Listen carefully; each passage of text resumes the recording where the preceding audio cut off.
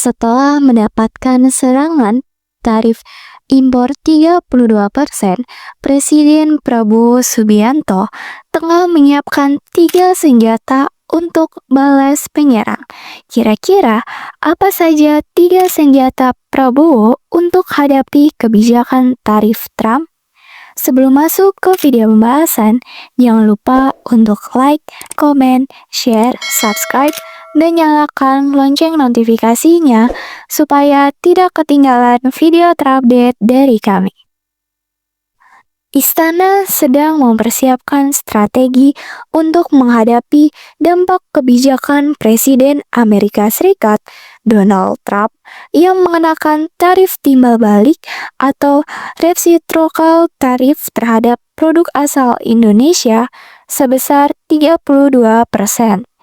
Deputi Bidang Diseminasi dan Media Informasi Kantor Komunikasi Kepresidenan atau Presidential Communication Office, Nodi Valdirno menegaskan bahwa Presiden Prabowo Subianto sudah memiliki 3 kebijakan strategis untuk merespon kebijakan Trump.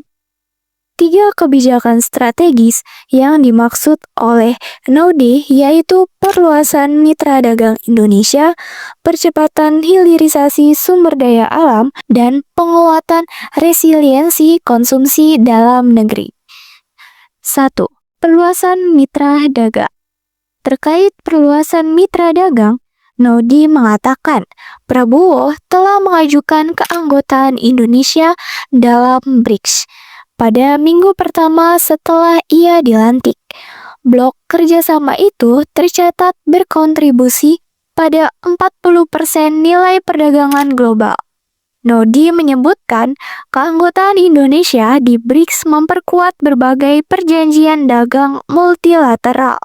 Selain keanggotaan dalam BRICS, Indonesia tercatat telah menandatangani perjanjian kerjasama seperti Regional Comprehensive Economic Partnership dengan 10 negara ASEAN dan Australia, China, Jepang, Korea Selatan, dan Selandia Baru. Blok kerjasama perdagangan bebas dan investasi ini mencakup 27% perdagangan global, serta aksesi ke OECD yang mencakup 64% perdagangan global. RI juga telah mengikat diri dalam sejumlah perjanjian dagang multilateral, seperti perjanjian bilateral dengan Korea Selatan, Jepang, Australia, Pakistan, Uni Emirat Arab, Iran, Chili, dan berbagai negara lainnya. 2. Genjot hilirisasi. Untuk aspek percepatan hilirisasi SDA, ia telah menerapkannya pada komoditas nikel sejak pemerintahan Presiden Joko Widodo.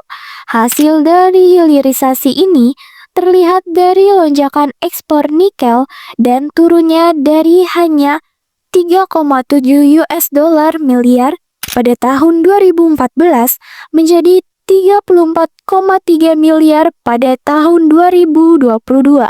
Ia juga menegaskan hilirisasi ini nantinya juga akan didukung dengan adanya Badan Pengelola Investasi Daya Anagata Nusantara atau Danantara.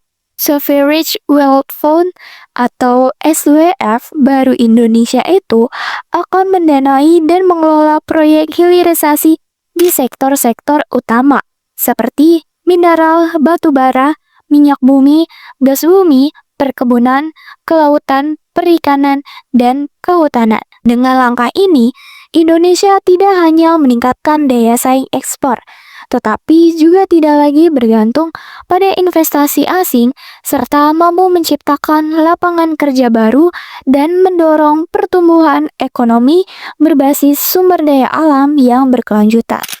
3. Resiliensi konsumsi.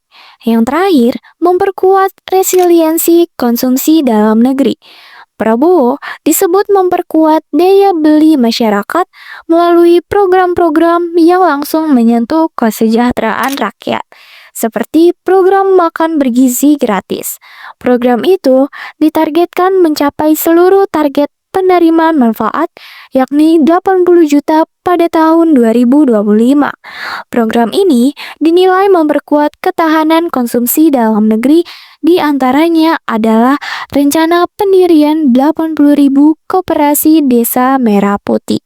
Dengan memperkuat hubungan dagang internasional, mengoptimalkan potensi sumber daya alam, dan meningkatkan konsumsi dalam negeri, Presiden Prabowo membuktikan bahwa Indonesia dapat tetap tumbuh meskipun di tengah situasi global yang penuh ketidakpastian.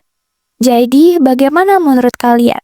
Kira-kira senjata yang telah disiapkan Prabowo ini dapat memecah masalah yang sedang terjadi di Indonesia saat ini? Jangan lupa berikan tanggapanmu di kolom komentar. Juga jangan lupa untuk like, komen, share, subscribe, dan nyalakan lonceng notifikasinya supaya tidak ketinggalan video terupdate dari kami.